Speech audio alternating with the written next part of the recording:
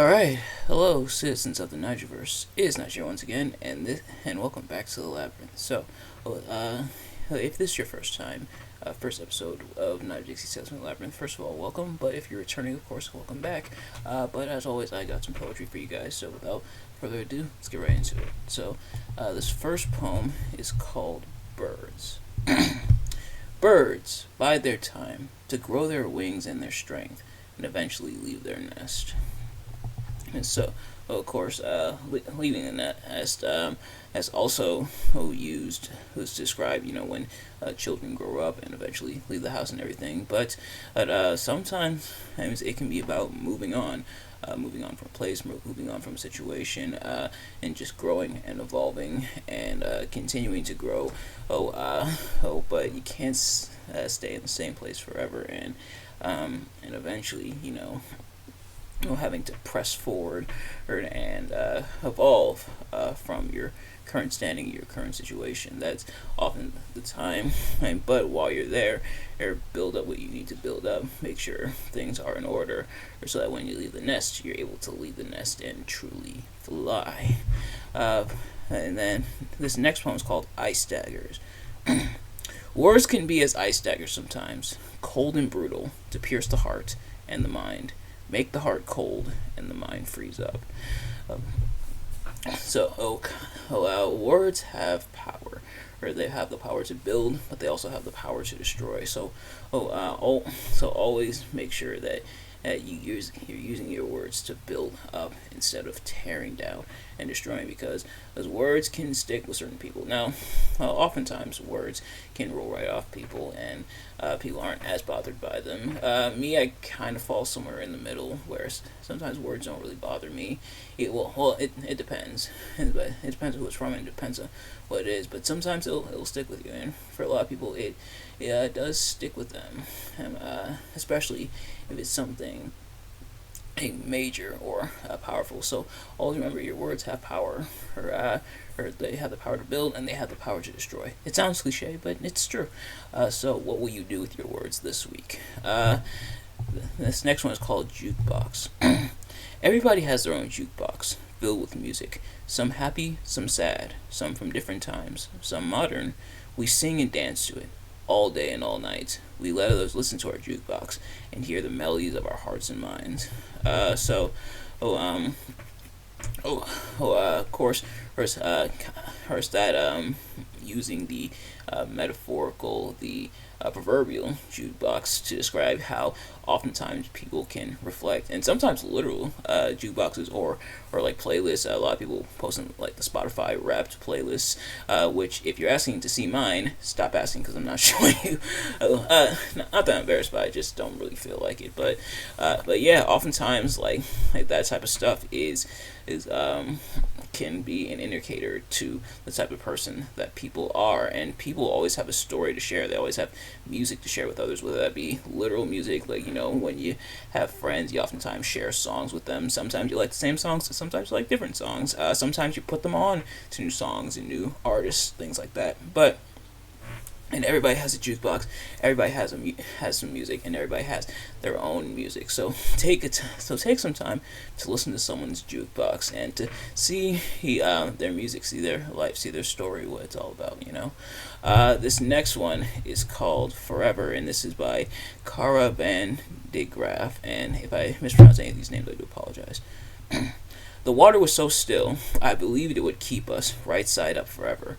There in that pool, on a night so dim, it looked like the negative of itself, with the friend I loved in high school, a boy, I thought they were a boy, who had also shed their clothes and risked the bare run into chlorine heaven, a place that seems like a myth to me now, where I felt no shame, our twin forms from far away, naked mirrors of the other, bodies we both lied about every day, but that night, I helped you shave your legs for the first time, soaping them and edging a cheap pink razor up your calf, rinsing 16 years of growth in the wrong direction down the drain, listening to Karen Carpenter whimper from another room. We've only just begun.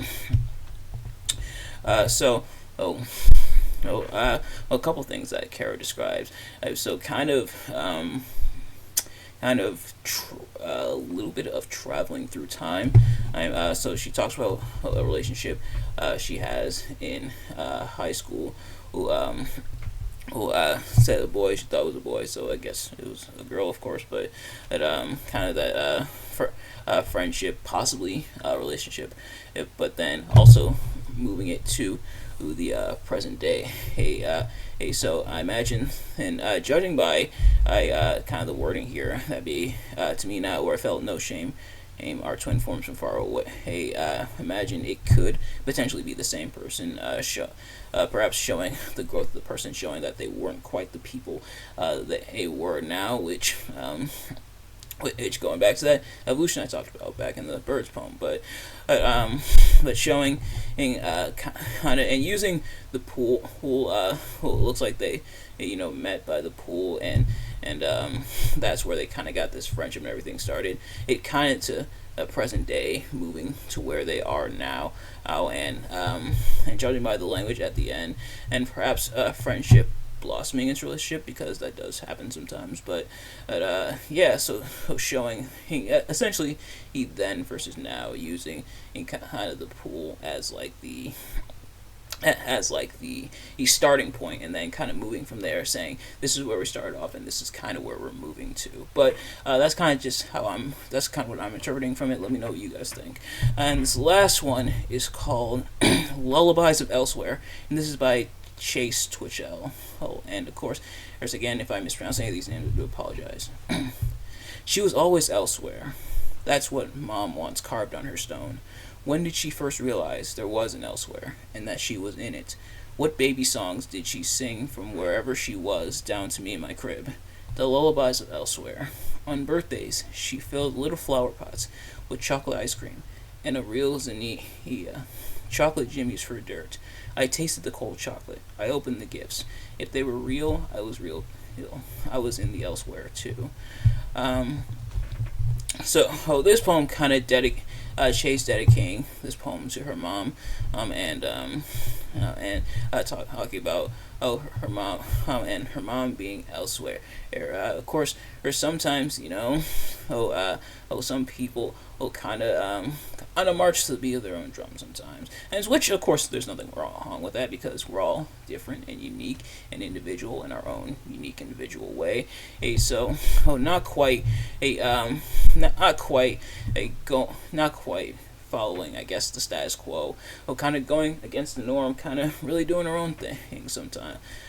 Which again, nothing wrong with them. I'm kind of the same way sometimes, but she feels that connection with her mom, with her being in the elsewhere, and that her mom obviously still loved and cared for her, but that connection with her mom, she feels that she's in the elsewhere with her too, who that she's bonding and connecting with her mom, and kind of perhaps sharing some of her mom's traits is Chase here, her saying that that if the elsewhere was real, that it was real, and that she was there too, alongside her mom. So, kind of almost I guess following in her mom's footsteps, with being elsewhere as well, and admiring her mom, I guess, for really going against the grain, and following her own path in life, which we often do, and oftentimes it is necessary. Of course, nothing wrong with advice and perhaps a guide on where to go, but sometimes you want to go your own path. But nevertheless, that's going to do it for this episode. Thank you all so much for watching. I hope you enjoyed. If you did, please do me a favor: like, comment, subscribe, share with your friends, turn on post notifications so you know every time I upload a video, so you can see as soon as it drops. Let me know in the comments what your thoughts on these poems and my analysis. Do you agree, disagree? Do you dislike the poems? And let me know, and what's your take on these poems. But thank you all so much for watching, and I'll see you guys later. Peace.